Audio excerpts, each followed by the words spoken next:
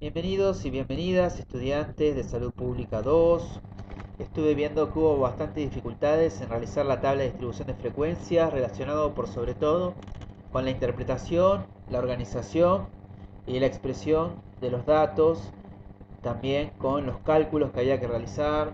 Hubo problemas en la frecuencia absoluta, en la frecuencia acumulada y en la relativa, que era porcentual. Hubo dificultades para sacar los porcentajes, para hacer regla de tres simple, así que esperemos que con este pequeño repaso que vamos a hacer hoy, con un ejemplo, se pueda resolver. Si no, ya saben, me mandan mensaje. Se realizó una encuesta a los estudiantes de segundo año de enfermería del Instituto ACE en la materia práctica profesional de enfermería y se hizo la siguiente pregunta: ¿cuántas veces ha puesto sonda vesical durante su práctica de enfermería? El total de estudiantes encuestados fue de 20. Las respuestas fueron 0, 1, 2, 3, 4, 0, 1, 1, 2, 0, 4, 3, 3, 2, 2, 1, 0, 3 y 4. Estas respuestas tienen que ver con la cantidad de veces que se pusieron sonda, ¿no? Algunos pusieron 0 veces, otros una vez, otros 2 veces, otros 3 veces y otros 4 veces. Y del otro lado, del lado izquierdo, tenemos la tabla de distribución de frecuencias, ¿no? Donde X representa la columna matriz, donde vamos a poner estos datos que son las respuestas. Todos estos datos que representan mis respuestas los vamos a volcar acá en la columna X, que es la columna matriz, la que va a organizar y definir todo el resto de los datos de mi tabla, ¿sí? Vamos a organizar en la primera columna los datos que aparecen acá. Como vemos, tenemos datos que son numéricos, o sea, son datos cuantitativos y son datos simples, todos números enteros, no hay decimales. A su vez, estos datos pueden ser ordenados de menor a mayor, o sea que de 0 a 4 los podemos ordenar, y es lo que vamos a hacer en la columna matriz. ¿Qué tipos de datos tenemos? Tenemos el 0, el 1, el 2, el 3 y el 4. Y al final vamos a colocar la fila de totales, ¿sí? Donde vamos a poner los totales de cada una de nuestras frecuencias. Principalmente organizamos los datos en nuestra columna matriz, que es X. Si nosotros tuviésemos en lugar de números enteros, tuviésemos intervalos, como fue con el ejercicio de las edades. Por ejemplo, menores de 20, entre 20 y 29, 30 y 39.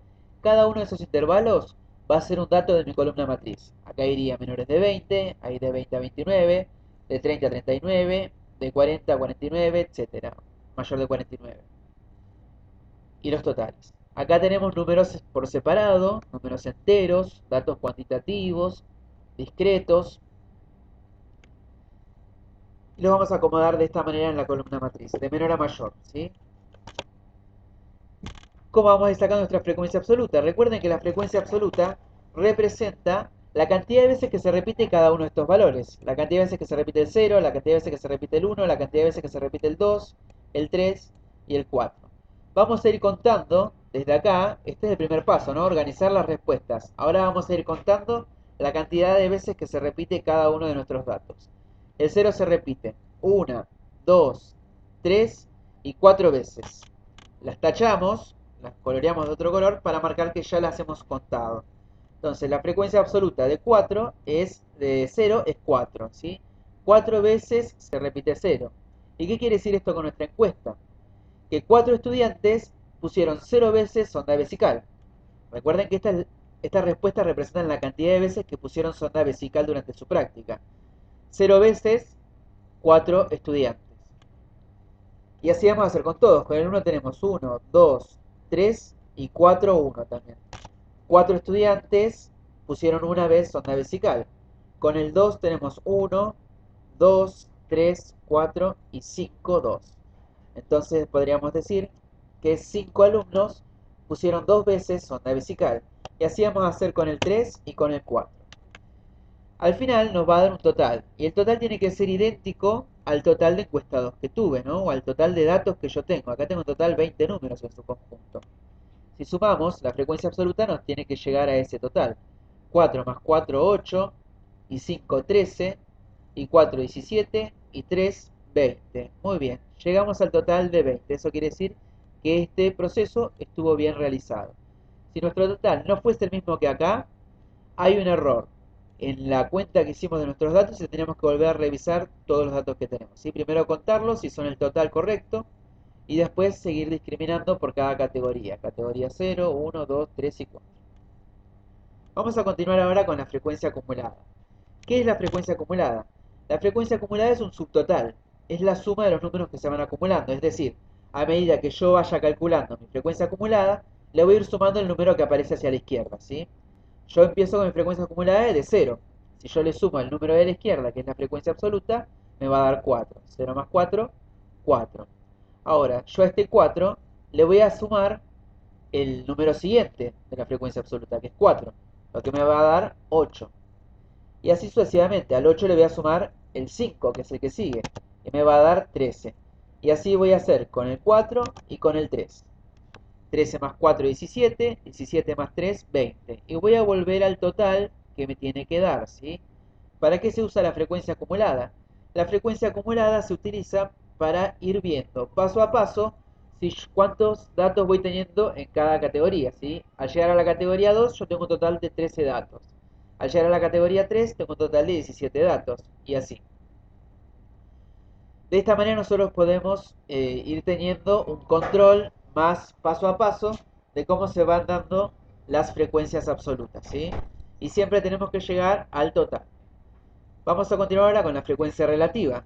La frecuencia relativa es un promedio decimal o porcentual de cada frecuencia absoluta. FA es frecuencia absoluta, FA mayúscula. Hay algunos autores, todo esto depende siempre del libro donde saquemos la información, de la bibliografía. Hay bibliografías que expresan la frecuencia relativa con la letra H, hay libros que expresan la frecuencia absoluta con la letra F mayúscula, A minúscula, etc. Nosotros vamos a utilizar esto. Asimismo, hay bibliografías que manifiestan, que representan la frecuencia relativa con decimales y no con porcentuales. Yo les pedí a ustedes que lo hagan con porcentajes. ¿Qué es lo práctico del porcentaje? Que cuando nosotros lo hacemos por porcentaje, es mucho más fácil visualmente darnos una idea de la cantidad que estamos hablando. Si yo lo expreso en decimales, no va a ser tan sencillo darme una idea de las cantidades de lo que estoy hablando, de cuánto representa ese número en mi muestra. Cuando yo lo hago con porcentaje, yo creo que resulta mucho más práctico a la vista, pero cada uno puede elegir lo que crea que le conviene más. Para calcular la frecuencia relativa, podemos utilizar una fórmula que nos va a dar números decimales o una fórmula que nos va a dar porcentajes. Vamos a empezar con la fórmula decimal, que tiene la siguiente fórmula. Vamos a hacer la frecuencia absoluta, o sea, cada una de mis frecuencias absolutas, 4, 4, 5, 4 y 3, y lo vamos a dividir por el total. El total siempre es 20, ¿no? El total de encuestados es 20. Entonces, frecuencia absoluta dividido el total, por ejemplo, sería la frecuencia absoluta de 4 dividido el total de 20. 4 dividido 20 me da 0,2. Entonces acá en mi frecuencia relativa yo voy a colocar 0,2. Y lo voy a poner cada vez que se repita el 4. Cada frecuencia absoluta de 4 va a tener el mismo valor, ¿sí? Porque representa lo mismo en la fórmula que nosotros estamos realizando. Por ahí voy un poquito rápido, vamos a volver. ¿Cómo se calcula? El decimal, frecuencia absoluta, dividido el total. Cada una de estas frecuencias absolutas la vamos a dividir por el total, que es 20. Y nos va a dar la frecuencia relativa en decimales. Vamos a utilizar, por ejemplo, la de 4, porque es la primera y la que más se repite. Y la vamos a dividir por 20, que es el total, ¿sí? Y eso nos va a dar 0,2. Ahora vamos a continuar con el 5. Si yo hiciese 5 dividido 20, eso me daría 0,25. Entonces acá en la fila del 5 me quedaría 0,25.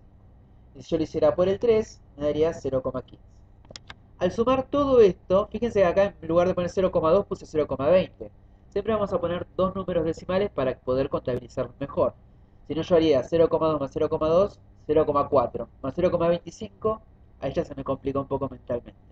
Entonces le ponemos todo doble decimal. Nos queda 20 más 20, 40, 65, 85 y 15, 100. Nos quedaría 1, ¿no? Porque son decimales. Todo esto va a terminar en 1. Entero o 1,00 para seguir la línea de nuestra ecuación. De esta manera nosotros podemos expresar la frecuencia relativa en decimales. se utilizan en muchas investigaciones, ¿no?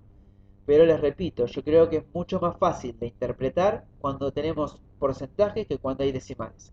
Así que vamos a pasar ahora a la parte de los porcentajes. Si yo quiero sacar el cálculo de mi frecuencia relativa en porcentajes, voy a usar la conocida regla de 3 simple. La regla de 3 simple establece que un valor total representa siempre el 100%. En nuestro caso, ¿el total cuál es? 20, ¿no? El total de encuestados es 20. 20 siempre va a ser mi 100%. 100% quiere decir el total. Si 20, o sea, si el total es mi 100%, cada frecuencia absoluta, ¿cuánto representa? Eso es lo que yo tengo que saber, ¿sí? Esa va a ser la regla de 3 simple. ¿Cómo se entiende esta regla de 3 simple? Vamos a multiplicar la frecuencia absoluta por 100 y la vamos a dividir por el total. Y nos va a dar el número que nosotros estamos buscando. Sería así, frecuencia absoluta, cada una, ¿no? 4, 4, 5, 4 y 3. Cada frecuencia absoluta por 100 dividido el total. En el ejemplo de la primera sería 4 por 100 dividido el total, que es 20. 4 por 100 es 400, si yo lo divido por 20 me da 20. Entonces ya colocamos en la columna de frecuencia relativa 20% a cada 4 que aparezca. Seguimos viendo la fórmula frecuencia absoluta por 100 dividido el total. Pero ahora vamos a pasar al número 5. 5 por 100 es 500. Dividido 20 me da 25. Entonces yo ya coloco mi 25% en la fila del 5, ¿sí? Podríamos decir entonces que 0 veces han colocado sonda vesical 4 estudiantes, que representan el 20% de mi total. Dos veces han colocado sonda vesical 5 estudiantes, que representa el 25% de mi muestra, de mi total de encuestados, ¿sí? Hay 3 estudiantes que pusieron sonda vesical 4 veces, y eso representa el 15% de la muestra. ¿De qué nos sirve esto? Con esto nosotros podemos decir que el 25% es el dato superior. Podríamos decir que la mayoría de los alumnos han puesto sonda vesical 2 veces, ¿sí? El 25% entre todos los datos que aparecen. Eso sería todo. Les agradezco. Vuelvan a verlo si les quedó alguna duda, si se les sigue complicando. Repasen regla de 3 simple. Si lo quieren hacer con decimales, háganlo. Yo en realidad lo pedí en porcentaje y espero que lo hagan en porcentaje. La intención de esta clase es que nosotros sigamos avanzando. Tenemos que ver medidas de tendencia aritmética, que es la siguiente clase. Vamos a sumar otro ejercicio de tabla de distribución de frecuencias como esta y vamos a empezar con las medidas de tendencia. Si esto sigue representando una complicación, lo vamos a volver a reforzar. De hecho, está incluido en la siguiente clase. Pero es muy importante que ustedes a esta clase que les estoy dando ahora le presten atención y puedan volver a revisarla si siguen con dudas. Porque en realidad no es tan complicado, es una cuestión de cálculos, es una cuestión matemática más que nada. Lo primero que tienen que hacer y el primer error que suelen cometer es no organizar adecuadamente la primera columna, ¿sí? Los datos. Estos son mis datos, acá van los datos, por categoría, ¿sí? Los ceros, los 1, los 2, los 3 y los 4, como aparece. Y luego en la frecuencia absoluta, la cantidad de veces que aparece cada uno de estos números, o cada uno de los rangos, lo que fuese que estuviese en la columna matriz. La frecuencia acumulada va a ir sumando a medida que van apareciendo. 4 es 4, más 4, 8, más 5, 13, más 4, 17, etc. Y la frecuencia relativa, por favor, sáquenla con esta fórmula, que es en porcentaje, ¿sí? Frecuencia absoluta por 100 dividido el total. Estimados alumnos, estimadas alumnas, les deseo éxitos, como siempre. Nos volvemos a ver, sigo respondiendo sus consultas. Recuerden que estas cuestiones de cálculos no tienen nada que ver con la materia, es decir, que no es algo que debería explicarse. Es algo que supuestamente ya se tiene desde el secundario, pero bueno, lo retomamos, así que sigan preguntando sin vergüenza cualquiera de los errores que encuentren o cualquiera de las dudas que tengan, ¿sí? La idea es que sigan creciendo y que sigan aprendiendo.